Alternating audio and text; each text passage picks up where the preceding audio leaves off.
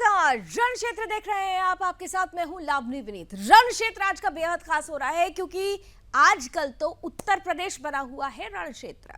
वो रण क्षेत्र जहां पर ये दो जो चेहरे हैं, ये दोनों चेहरे बेहद खास भूमिका में आ चुके हैं। खास तौर से जिस तरीके से उत्तर प्रदेश में उपचुनाव के पहले जुबानी जंग शुरू हो चुकी है, वार प्रतिवार शुरू हो चुका है, उस कड़ी में आज का दिन बेहद खास रहा क्योंकि आज के दिन अयोध्या में मिल्कीपुर में मौजूदगी थी उत्तर प्रदेश के मुख्यमंत्री योगी आदित्यनाथ की। और योगी आदित्यनाथ ने आज पूरे फायर ब्रांड नेता के नाते अखिलेश यादव को वो दो टूक सुना दी जिससे अखिलेश यादव सन्न रह गए हैं।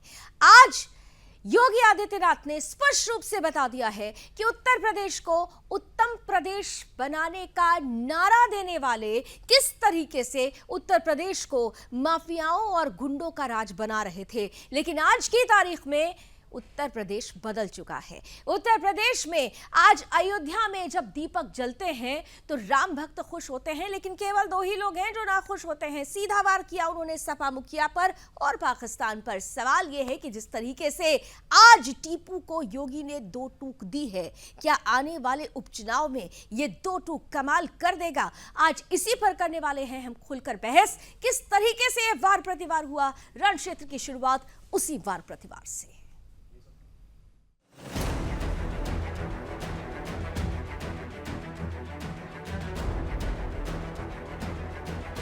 पेजेस की रिपोर्ट थी है, वन नेशन वन इलेक्शन, और 191 दिनों में पूरी हुई है। ये लगभग 100 पेजेस प्रतिदिन का आंकड़ा है अगर हम हिसाब किताब लगाएं तो। इसी से पता चलता है कि इसके बारे में कितना सतही पर दिखावड़ी चर्चा हुई होगी, कितना चर्चा हुई होगी। अगर इतनी बड़ी रिपोर्ट थी, 18,626 पेजों, क्या चर्चा हुई होगी इसका? दरअसल ये भाजपाई रिपोर्ट है जो तैयार हुई है। वन नेशन, वन इलेक्शन और वन डोनेशन। एक सपा मुखिया को और दूसरा पाकिस्तान को, इन्हीं दो लोगों को परेशानी होती है क्योंकि इन्हें मालूम है कि अयोध्या में जलने वाला एक एक दीप अयोध्या ही नहीं प्रदेश और देश को तो रोशन करेगा, लेकिन जो मानवता के लिए कैंसर बन चुका है पाकिस्तान, इसका नेस्तनाबूद भी करने की सामर्थ्य रखता है। लेकिन परेशानी पाकिस्तान भारत का दुश्मन है, उसको तो होती है, लेकिन अपनी हिंदू विरोधी मानसिकता के लिए जाने जाने वाली समाजवादी पार्टी को भी परेशानी होने लगती है।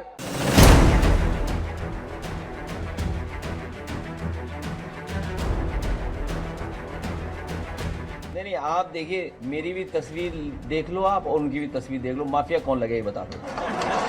जैसे कुत्ते की पूंछ सीधी नहीं हो सकती, वैसे ही ये समाजवादी पार्टी के दरिंदे जो बेटियों की सुरक्षा के साथ खिलवाड़ कर रहे हैं, ये कभी ठीक नहीं हो सकते। इनके लिए तो कानून के दायरे में ला करके इन पे शिकंजा कसना पड़ेगा और हमारी सरकार वही काम कर रही है इनके साथ।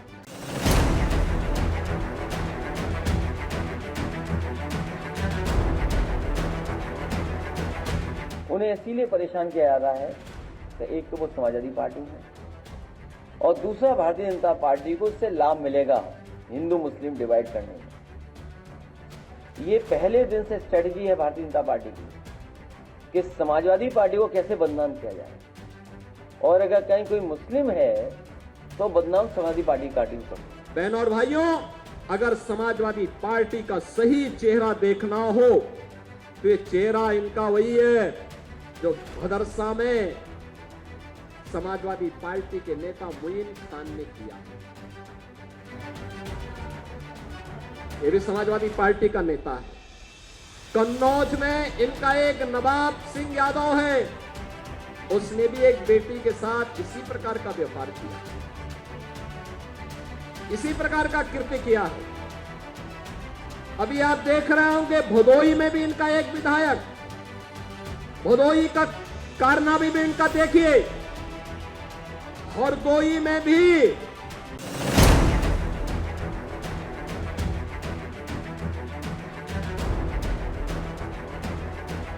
समाजवादियों ने और खासकर मैंने कभी किसी संत, किसी अपने महंत, किसी सन्यासी के बारे में कुछ नहीं कहा। अगर उनको लगता है कि वो शब्द ऐसा है जिसका भाव वो किस रूप में ले रहे हैं, तो हम तो ये कहेंगे कि हमारे उत्तर प्रदेश के मुख्यमंत्री नहीं है, वो मठाधीश मुख्यमंत्री हैं। और फिर मठाधीश मुख्यमंत्री से उम्मीद भी क्या करोगे आप? इसी तरह की भाषा की उम्मीद करोगे? माफियाओं के सामने नाक रगड़ने वाला व्यक्ति, दंगाइयों के सामने घुटना टेकने वाला व्यक्ति आज भारत की संत परंपरा को माफिया कहता है। ये उनके संस्कार हैं। और इसीलिए मैंने कहा ना, जैसे लगता है औरंगजेब की आत्मा इन लोगों के अंदर घुस गई है और फिर से इनको हिंदू विरोधी आचरण के लिए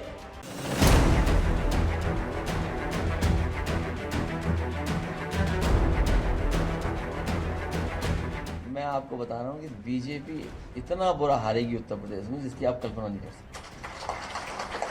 लोग इंतजार कर रहे हैं बस चुनाव कब हो जाए। राम भक्तों के खून से जिनके हाथ सने हुए हो, अयोध्या की चर्चा जब ये करते हैं तो बड़ा आश्चर्य होता है, हमें ताज्जुब होता है। लोग हंसते हैं, अयोध्या के बारे में क्या चर्चा करेंगे?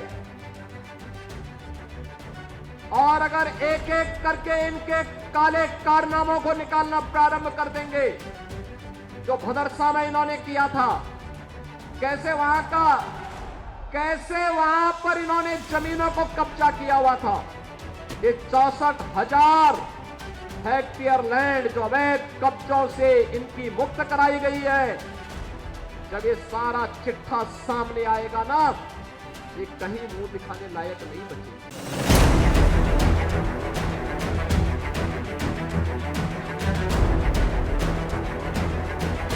भारतीय जनता पार्टी हाईवे बनाना नहीं जानती है।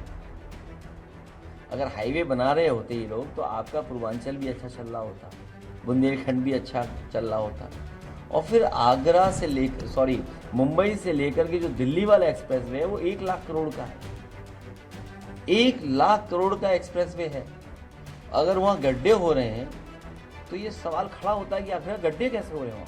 आज तो अयोध्या में आप आइए, चाहे वह अयोध्या का राम जन्मभूमि का पथ हो 4 लेन का, चाहे वह भक्ति पथ हो 4 लेन का, चाहे वह जन्मभूमि पथ हो 4 लेन का, चाहे वह एयरपोर्ट का पथ हो 4 लेन का, चाहे वह अयोध्या को जोड़ने वाला कोई भी मार्ग अमेठी रायबरेली का हो, प्रयागराज का हो, लखनऊ का हो, गोरखपुर का हो, ये सभी आज 4 लेन की कनेक्टिविटी से जुड़ चुके हैं। अयोध्या किसी ने सोचा था, अयोध्या में किसी ने सोचा था, अयोध्या में कोई सोचा था अयोध्या में भी कोई इंटरनेशनल एयरपोर्ट होगा?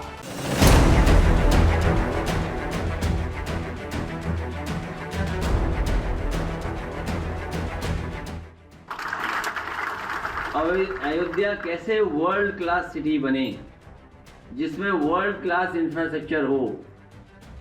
और आपने हम समाजवादियों का काम भी देखा है, और मुख्यमंत्री जी तो बहुत ज़्यादा काम देख रहे होंगे।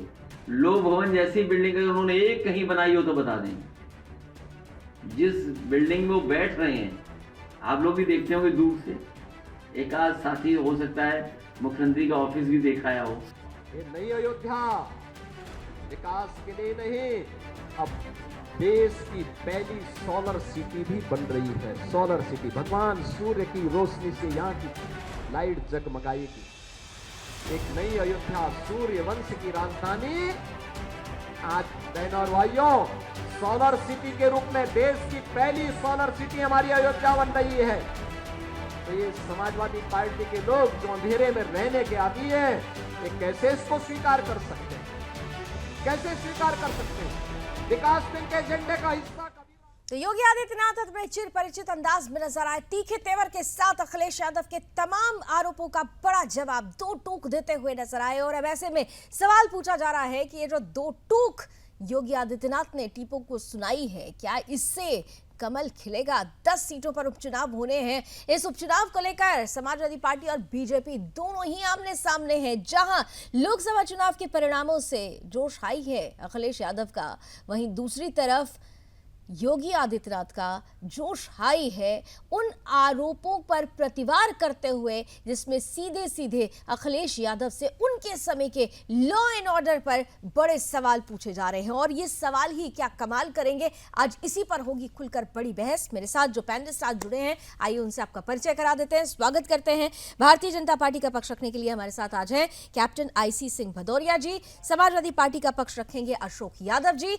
हमारे साथ कांग्रेस का पक्ष रखने के लिए संदीप मिश्रा जी हैं और जाने माने वरिष्ठ पत्रकार पॉलिटिकल एक्सपर्ट रमेश ठाकुर जी भी पैनल का हिस्सा हैं। आप चारों का बहुत बहुत स्वागत। शुरुआत करेंगे योगी की दो टूक। आइए शुरू करते हैं आज का डिबेट। सीधे आती हूं अशोक यादव जी आपके पास, समाजवादी पार्टी का पक्ष रख रहे हैं अशोक जी। अशोक जी, योगी आदित्यनाथ तीखे तेवर, तीखे अंदाज, दो टूक, उन तमाम आरोपों का जवाब आप आज देते हुए नजर आए हैं जिसमें खास तौर से ये कहा जाता है बार बार अखिलेश यादव माफिया मठाधीश, जो उन्होंने बीते दिनों जिन शब्दों का इस्तेमाल किया, आज बड़ी महत्वपूर्ण बात उन्होंने कही।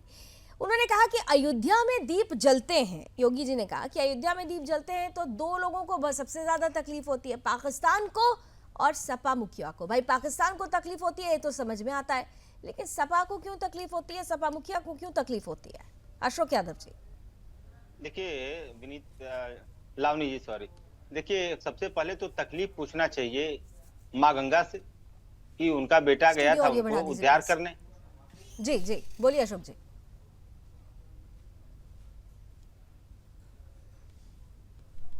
दूसरी तकलीफ भगवान राम को होना चाहिए। मंदिर बनाया, राम पर ढह गया, मंदिर बनाया, टपक रहा है, तो मंदिर बनाया, करोड़ों का घोटाला हो गया, जमीनों में हेराफेरी हो गई। तो ये सारे कष्ट जो है, ये माँ गंगा को कष्ट है, ये भगवान राम को कष्ट है, ये कष्ट भाजपा को पूछना चाहिए। दूसरी बात पाकिस्तान की बात, देखिए हम लोग शुरू से कहते आए हैं कि कोई ऐसा चुनाव नहीं है, कम से कम पाकिस्तान को इन लोगों को वेलकम करना चाहिए, भाजपा के लोगों को, लावनी जी, कि पाकिस्तान का नाम ले लेके इन लोगों ने सरकारें बनाई हिंदुस्तान में। जैसे इनके पूर्वज जब पाकिस्तान के साथ मुस्लिम लीग के साथ मिलकर 1940 में सरकारें बनाई थी स्वामी प्रसाद मुखर्जी ने, उसी तरह से वो एक उनका चला आ रहा है, मतलब परंपरागत धंधा चला आ रहा है कि पाकिस्तान, मुसलमान, इस टाइप के लोगों को जब तक वो अपने एजेंडे में शामिल नहीं कर लेंगे लावनी जी, उनका एजेंडा ही नहीं पूरा होता है। तो देश की जनता जान रही है, इसीलिए काशी हार गए, इसीलिए अयोध्या हार गए, इसीलिए बद्रीनाथ हार गए, रामेश्वर हार गए, रामटेक हार गए, जहां भी धार्मिक स्थल से हर जगह से हराया जनता ने इनको। दूसरी बात, आपने माननीय योगी जी की बात की, आप ये बताइए, चुना हुआ मुख्यमंत्री, कोई भी मुख्यमंत्री हो जो संविधान की शपथ लेता है और वो उसकी वाणी ऐसी कि विपक्ष के नेताओं कहे खूनी भेड़िया, वो विपक्ष के नेताओं कहे कुत्ते की पूंछ, वो जनता को कहे बटोगे तो कटोगे, तो ये ऐसी भाषा लावनी जी, मुझे नहीं लगता कि एक संसदीय प्रदेश की सर्वोच्च कुर्सी पे बैठे हुए व्यक्ति को शोभा देती है। ये मतलब इतनी ऐसी भाषा का इस्तेमाल लावनी जी, और वो भी विपक्ष के लिए। ये दूसरी बात, देखिए आज आप अशोक जी, देखिए मैंने बड़ी धीरता के साथ आपको सुना और आपने जो भी आरोप लगाए उसका जवाब देने के लिए तो बीजेपी से कैप्टन साहब बैठे हुए हैं, अभी जवाब देंगे। लेकिन मुझे दो बातों का मैं आपसे जानना चाहती हूँ। आप लोग भाषाई मर्यादा की बात कर रहे हैं, भाषाई मर्यादा इस देश में किस तरह से टूटी है हमने भी देखी है। इस देश के प्रधानमंत्री को क्या क्या नहीं कहा गया, भाषाई मर्यादा वहां टूटती हुई नजर आई। इस देश में पाकिस्तान जिंदाबाद के नारे उत्तर प्रदेश के ही कई इलाकों में, जो मिनी पाकिस्तान बन चुका है, उन इलाकों में जब पाकिस्तान जिंदाबाद के नारे आते रहे तो आपके ही नेता मुस्कुराते हुए नजर आए। आपके नेता कहते रहे जिसमें हिंदू मुसलमान मत करिए, लेकिन पाकिस्तान जिंदाबाद के नारे लगाने वालों पर उन्होंने कुछ नहीं कहा। तो उस वक्त की जो परिस्थिति थी उस पर क्यों चुप्पी साध रखी थी? सवाल तो यह भी पूछा जाएगा ना अशोक जी। देखिए, पाकिस्तान जिंदाबाद के नारे कहाँ लगा, किस विपक्ष के नेता ने उसमें हंसा, पहले तो ये बताइए। इस तरह से ऐसे हवा में तीर मारने का कोई मतलब नहीं। हवा में तीर मारने की जरूरत ही नहीं है। उत्तर प्रदेश के ही कई ऐसे इलाके हैं जहां पर हमने बीते दिनों तस्वीरें देखी थी, और खास तौर से आप लोग कह रहे हैं कि पाकिस्तान का नाम आ जाता है, तो पाकिस्तान का नाम क्यों आता है ये भी आपको पता है? पाकिस्तान का नाम क्यों आता है? आप लोग कहते हैं हिंदू मुसलमान मत करिए, आप लोग कहते हैं कि अब चुनाव के समय में ऐसी बातें सामने आ जाती है, लेकिन सवाल तो यही है ना, चुनाव के समय में ऐसी बातें इसलिए सामने आती हैं क्योंकि चुनाव में सबसे बड़ा मुद्दा लॉ एंड ऑर्डर का होता है। और सच्चाई ये है कि आपकी सरकार में लॉ एंड ऑर्डर की परिस्थिति क्या थी? अगर सारी स्थिति सही होती तो 2017 में क्या तस्वीर आई? अगर मान लीजिए कि 2017 की तस्वीर मान लीजिए बदल जाती है तो 2022 में आप पर भरोसा दिलाकर लोगों को आपको वापस लाना चाहिए था, लेकिन ये परिस्थिति नहीं बनी। अशोक जी, लावनी जी, लॉ एंड ऑर्डर की बात आपने कहा, तो या तो भारतीय जनता पार्टी की जो योगी सरकार है ये झूठ बोल रही है, या तो एनसीआरबी के डेटा झूठ बोल रहे हैं। वहां भी तो भाजपा की सरकार है, तो पहले तो ये दोनों लोग आपस में समझ लें कि सही कौन बोल रहा है। एनसीआरबी सही बोल रही है, योगी सरकार सही बोल रही है? अगर दोनों लोग सही बोल रहे हैं तो इसका मतलब कि कहीं न कहीं कोई गड़बड़ी है। एनसीआरबी डेटा उठा के देख लीजिए योगी सरकार की क्या हकीकत है लॉ एंड ऑर्डर को लेकर के। ऐसी स्थिति है लॉ एंड ऑर्डर की कि पुलिस वालों को भाजपा के विधायक पीट पीट के चंदौली में गाड़ी में बैठा ले रहे, पुलिस वालों को पिटाई हो रही भाजपा के नेताओं के द्वारा। और इस तरह राम मंदिर में सफाई करने वाली सफाई कर्मी बेटी के साथ इस तरह से दरिंदगी की गई। लावनी जी, कैसा लॉ एंड ऑर्डर? राम मंदिर में भगवान के जगह पे, भगवान के जगह पे जहां भगवान राम का मंदिर है, उस मंदिर के प्रेमाइसिस में आपके सांसद किसको गलबैया करके घूमते हैं? मोहित खान के नाम पर क्यों आप लोग चुप हो जाते हैं? नाम चलिए मैंने ले लिया, आपने नवाब सिंह के नाम पर डीएनए टेस्ट कराओ, डीएनए मैच कर गया, तब आप लोग कहने लगे यार हमने तो पार्टी से निकाल दिया था, लेकिन आप ही की पार्टी की पूरी ब्रिगेड डीएनए टेस्ट कराओ, और सीट पूरी तरह से डिफेंसिव मोड में नजर आई थी। जूही सिंह किस तरीके से डीएनए टेस्ट की मांग कर रही थी। मतलब ये तो बड़ा अजीब सा है कि अच्छा आप गप कर देंगे, कड़वा थू कर देंगे, बहुत सेलेक्टिव अप्रोच के साथ। देखिए लावनी जी, मैं ज्यादा नहीं कहूंगा, लेकिन जहां पे कन्नौज की मामला आपने कहा ना, आप पूछिए, भाजपा के साथी हमारे हैं, भारतीय जनता पार्टी का जिला अध्यक्ष भी गए थे बचाने उनको थाने में, भाई वहां पैरवी कर रहे थे वो। कैप्टन आईसी सिंह, कैप्टन कहां बात कर रही हैं आप? कैप्टन साहब, काउंटर आंसर। बदौर साहब, आपको मेरी आवाज पहुंच रही है? जी लावनी जी, आवाज आ रही है आपको? जी बिल्कुल आ रही है साहब। भाई ये कहा जा रहा है कि साफ तौर पर अखिलेश यादव ने कह दिया कि आप लोग जब एंड चुनाव आता है तो आप लोग पाकिस्तान की एंट्री करवा देते हैं, आप कुछ भी बोलिए, इस बार जनता जो है मूड बना चुकी है कि किस तरीके से किसको सबक सिखाना है। देखिए लावनी जी, सपा का चेहरा चरित्र जग जाहिर है, बताने की जरूरत नहीं है। और जो अखिलेश के जो शब्द हैं वो ऐसे तो बिल्कुल नहीं लगते कि एक पूर्व सीएम बात कर रहा है, ऐसे लगते हैं जैसे कोई गली चाप गुंडा बात कर रहा है। इस तरह के तो उनके शब्द हैं। आप देखिए मठा के जो मठ के बड़े बड़े महंत पुजारी हैं उनमें और डकैतों में इनको अंतर नजर नहीं आता, मगर हाँ इन्हें अंतर नजर आता है तो सपा के जो बलात्कारी गुंडे हैं, बलात्कारी नेता हैं, इनके और जो उग्रवादियों के मुकदमे वापस लेने के लिए कहते हैं, उनमें इन्हें अंतर नजर जरूर आता है। जब अभी जिस तरह से अयोध्या में कांड किया था, बलात्कार किया इनके नेता ने, जो अयोध्या के जो सांसद है बड़ा टोपी लगा के घूमते हैं, उनका वो खास आदमी है। और जब उस पर आरोप लगा तो अखिलेश खुद बाहर निकल के आए और इन्होंने कहा कि डीएनए टेस्ट कराओ, डीएनए टेस्ट कराओ। और डीएनए टेस्ट हो गया तो मुंह छुपाते घूम रहे हैं, बोले हमने तो पार्टी से निकाल दिया था। इसी तरह से मिर्जापुर में इनका नेता बलात्कार के आरोप में पकड़ा गया। तो ये तो तब हो रहा है, इनके नेता तब बेकाबू है जब वहां योगी सरकार इतनी सख्त है। और सोचिए कि जब समाजवादी की सरकार थी, अखिलेश मुख्यमंत्री थे और थाने इनके नेता चलाते थे, उस टाइम में बलात्कारों की क्या स्थिति थी? क्या दुनिया भूल गई? दिल्ली से मुरादाबाद एक लड़की अपने माँ बाप के साथ जा रही थी, उसकी गाड़ी रोक के माँ बाप के सामने गाड़ी से उतार के उसका बलात्कार हुआ था। अशोक जी, सरकार में जो जल्दी से बाकी के नहीं करना है। सबसे पहले मैं यही कहूंगा कि ये जो भाजपा के शीर्ष नेता नेतृत्व हो चाहे प्रवक्ता हो, सभी लोगों की भाषा ऐसे ही भी मतलब गली छाप गुंडों की भाषा होती है। यहाँ पे कैप्टन, इनके नाम क्या कि कैप्टन लिखा, पता नहीं आदमी ने क्या अनुशासन बड़ा सीखे अजीब हैं। है। नहीं आप ये दोनों एक बहुत ही दूसरे बदतमीजी को वाली भाषा भाषाई की तरफ मर्यादा और भाई। शुचिता का नहीं, सबक देखिए, लावनी सिखा जी, रहे हैं, इस तरह की लेकिन भाषा अगर हम बोलें तो आपको लेकिन टोकना भाषा की चाहिए। मर्यादा इस कौन तरह की समझ रहा भाषा है? अगर वो बोला तो भी आपको टोकना चाहिए। इस तरह की भाषा अगर नेता विपक्ष के लिए गली छाप गुंडा की भाषा का इस्तेमाल कर रहे हैं यहाँ पे, तो ये खुद गली छाप गुंडे की तरह बोल रहे हैं आप यहाँ पे बैठ के। इस तरह की भाषाई मर्यादा करेंगे जब एक और उसके बाद सोचेंगे मुख्यमंत्री समाजवादियों को से आप कहा जो जाता है, गुलदस्ता लेके मुख्यमंत्री को समझाएंगे, गाली दी ये जाती कोई है, तो तरीका नहीं होता। अखिलेश यादव की आपने भाषा अच्छी आपके थी नाम क्या? के आगे कैप्टन क्या लिखा एक हुआ है, पूर्व मुख्यमंत्री आपके की नाम के भाषा आगे अच्छी क्या थी? हम कैप्टन शब्द किस जोड़े हैं तरह से उन्होंने बताइए। एक इस तरह मुख्यमंत्री के लिए से कहा है, गली छाप जिस गुंडे की तरह से भाषा का आप हमारे इस्तेमाल धर्मगुरुओं के करोगे लिए तो कहा है, कैसे आपको हम जिस तरह से कैप्टन हमारे मठों आपके के नाम के आगे महंतों शोभा के लिए देता है कहा क्या? है, क्या नहीं, ये गली उसकी छाप भाषा गुंडा अच्छी आपने थी? किसको बोला? तो शर्म गली करो, छाप गुंडा तो आप शर्म खुद करो। लग रहे हो। शर्म यहाँ करो, टीवी पे बैठ समाजवादी के के चलिए, कैप्टन चलिए, नाम लिखवाने से ठीक कोई है, कैप्टन ठीक नहीं है, ले जा रहा चलिए। है। ठीक है, गली ठीक है, छाप ठीक गुंडे है, लग रहे हो भाई। ठीक है, भाषाई तुम मर्यादा, गली छाप ठीक है, गुंडे लग भाषाई रहे हो। मर्यादा का, चाहे तुम वो गली कैप्टन छाप आईसी गुंडे सिंह लग रहे हो। भदौरिया हो या फिर कैप्टन अशोक तुम यादव गली जी हो, छाप ठीक है, गुंडे भाषाई लग रहे हो। मर्यादा का ख्याल गली रखते हैं, छाप व्यक्तिगत गुंडे लग टिप्पणी रहे हो मत करिए। कैप्टन लेकिन तुम। हाँ, जहां तक भाषाई मर्यादा और शुचिता का सवाल है, मैं संदीप जी आपके पास आऊं, उससे पहले मैं जरा सा रमेश ठाकुर जी के पास जाना चाहती हूँ। संदीप जी, बस इसके बाद आपके पास आ रही हूँ। रमेश जी, महत्वपूर्ण ये होता है कि जब हम राजनीति की बात करते हैं तो वो भाषाई मर्यादा कई बार तार तार होती हुई नजर आई है, लेकिन चुनावों के ठीक पहले जिस तरीके से वार प्रतिवार चल रहा है, जिस तरीके से आरोपों का दौर शुरू हो चुका है, यहां पर फायर ब्रांड कौन है? रमेश जी।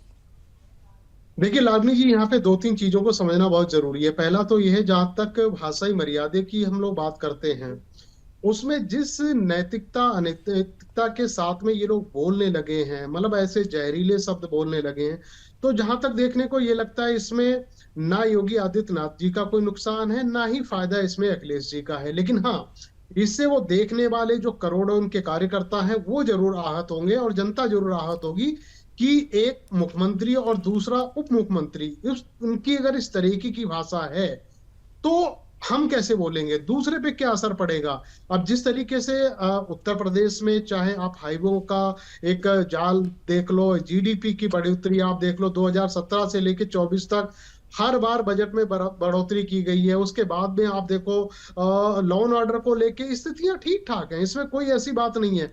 आपको इन पे जवाब देना चाहिए, ना कि अगर विपक्ष का कोई भी अगर आपकी क्रिटिसाइज कर रहा, किसी बात को लेके आलोचना कर रहा, उसका जवाब आपको नहीं देना चाहिए।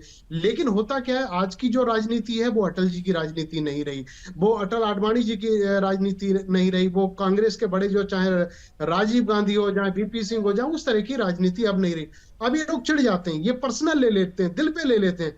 अगर किसी ने भी किसी भी सरकार की जरा सी आलोचना करी या नीति अनीति की जरा सी अगर बात करी तो उसका काउंटर जवाब देने लगे। और लेकिन सबसे बड़ा दुर्भाग्य ये है, उनके जो घोषित प्रवक्ता हैं या अघोषित प्रवक्ता हैं वो भी अपने नेताओं का बचाव करते हैं, बजाय उनकी बात का खंडन करने के लिए कि नहीं हो सकता है कि हमारे नहीं, आप ठीक कह रहे हैं, लेकिन सवाल तो ये भी है ना, जैसे मैं हमेशा बोलती हूँ कि पॉलिटिक्स जो है सब परसेप्शन का खेल है। अगर आप ये सोचें कि एक व्यक्ति ने कुछ कहा और आप चुप हो जाएं और उसका जवाब नहीं दें, तो आज में देश का माहौल ऐसा बन चुका है, परसेप्शन ही खेलता है ना। नैरेटिव अगर सेट करने की कोशिश की जाएगी तो उसका जवाब देना तो जरूरी हो जाता है ना। अगर ये कहा जाता रहे कि जाति देखकर गोली चलती है तो ये तो ठीक नहीं है ना। अपराधी की जाति तो नहीं होती है, बिल्कुल ठीक नहीं, तो इसका जवाब तो दिया जाना चाहिए ना। देखिए ये इस तरह के जो बयानात वगैरह हैं, सभ्य समाज में कोई भी व्यक्ति उसको स्वीकार नहीं करेगा। ये लॉ एंड ऑर्डर का काम है, ये पुलिस प्रशासन का काम है। उनको ना आधार कार्ड की देखने की जरूरत है, ना ही जाति देखने की जरूरत है, वो अपना काम करेंगे और बखूबी वो कर भी रहे हैं उसमें। और रही बात अपने जो चीजों को, इस सारी चीजों को हम डिबेट कर रहे हैं, जो चीजें हो रही हैं, इसमें अगर कोई बदलाव नहीं करेगा और कोई अपना मुंह बंद नहीं करेगा तो वही वाली बात होगी, ना आप में कोई फर्क रहा ना मेरे में कोई फर्क रहा। इसमें किसी ना किसी को लकीर तो खींचनी पड़ेगी, चाहे वो विपक्ष का नेता हो चाहे भाजपा का नेता हो। अगर इस तरीके की जहरीले अगर बोले जाते रहे तो मुझे लग रहा राजनीति जिस स्तर पे आज पहुंच चुकी है और आने वाले समय में कहां पहुंचेगा उसका अंदाजा हम आप लगा भी नहीं सकते। संदीप मिश्रा जी, जिस तरीके की परिस्थिति बनी हुई है, उपचुनाव आने वाले हैं साहब, उपचुनाव से पहले की ये परिस्थिति, एक को कमल खिलाना है, एक को साइकिल चलानी है, साथ आपका है, हाथ का साथ चाहिए। लेकिन क्या ये जो परिस्थिति बन रही है, किस तरीके से इस परिस्थिति में साइकिल चल जाएगी क्या? साइकिल तो दौड़ रही है, चलने की बात ही छोड़ दीजिए।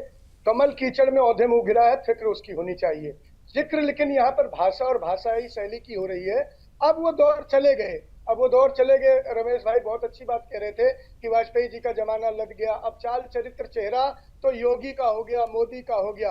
ये पहले ऐसे योगी हैं जिन्हें योग नहीं आता और योगी हैं, और क्रोध से लबरेज क्रोधी हैं फिर भी योगी हैं। ये कुर्सी पर बैठते क्या हो गए? ये संसद में बिलक बिलक कर रोने वाले अपनी कुर्सी को बचाने के लिए मुझे बचा लो, संसद में रोता हुआ ये योगी देखा गया था। और ये योगी एज ए सांसद ऐसे बोलते हुए देखे गए थे कि मुसलमानों की बहनों को उठा लो। इनकी ही भाषा थी, इनकी ही मर्यादा थी जब ये सांसद थे। ये 80% वर्सेस 20% करने वाले, राम जी की गुल्लक से चोरी करने वाले, बद्री विशाल के सोने को पीतल करने वाले, चंदा से चोरी करके राम जी के गुल्लक को चुराने वाले लोग आज नैतिकता पढ़ा रहे।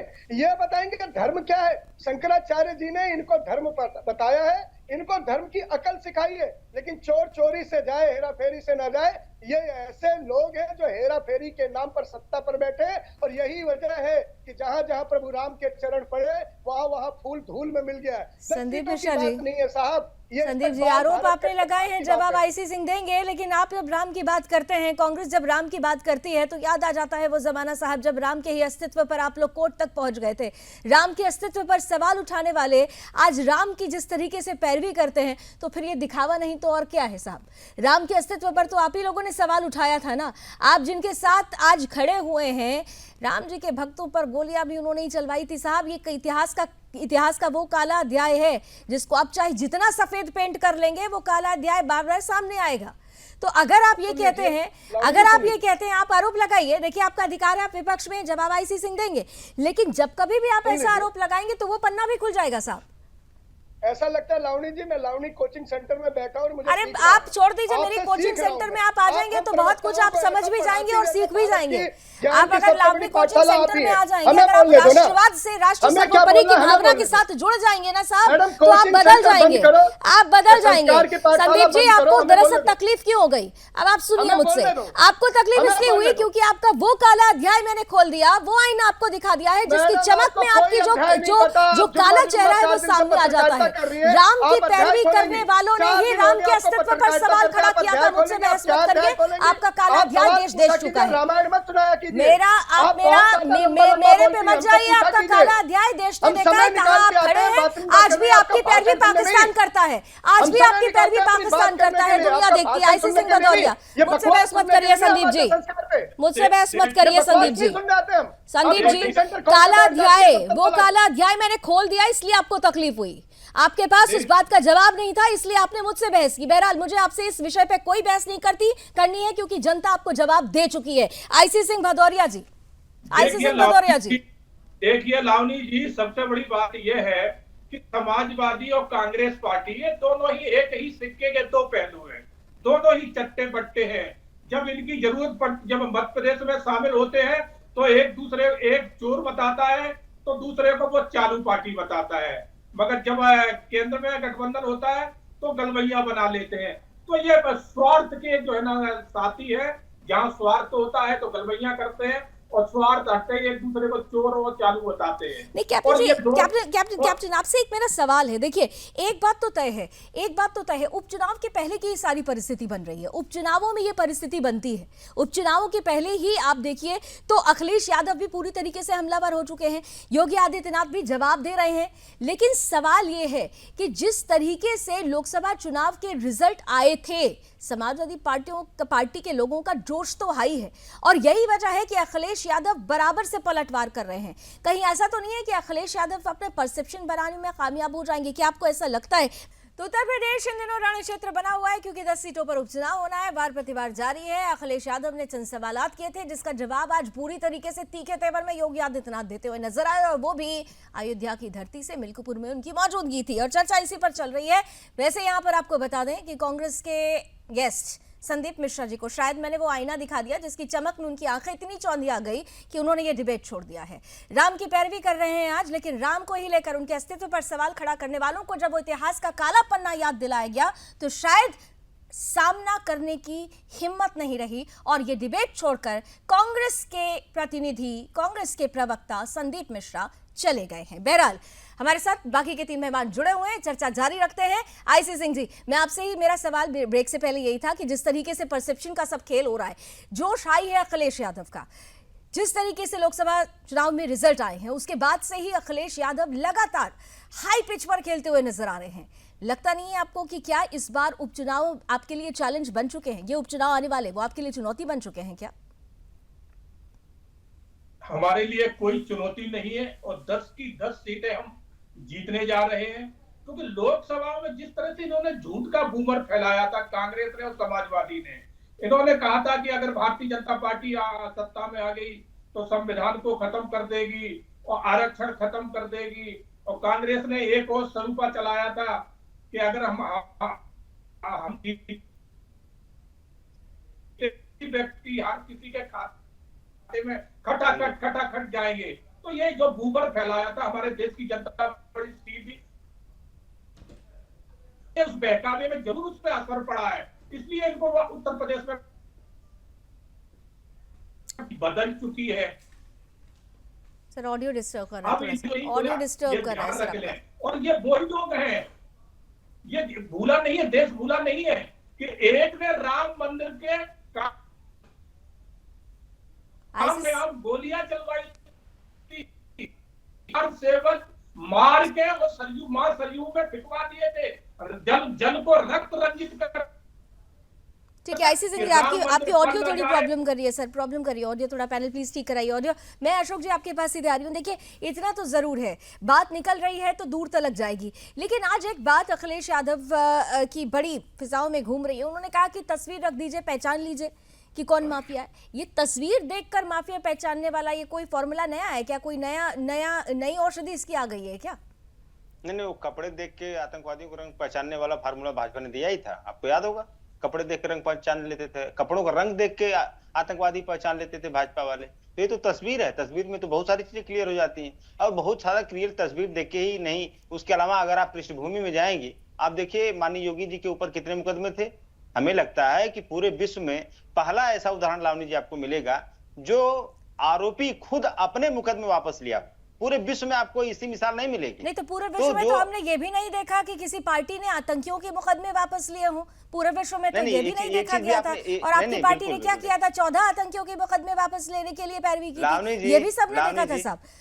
एक चीज और आपने नहीं देखा होगा, मैं बता दूं, प्रदीप कुरुलकर का नाम आप गूगल कर लीजिएगा। ये आरएसएस का चौथी पीढ़ी का जुड़ा हुआ आदमी था, डीआरडीओ में वैज्ञानिक था प्रदीप कुरुलकर।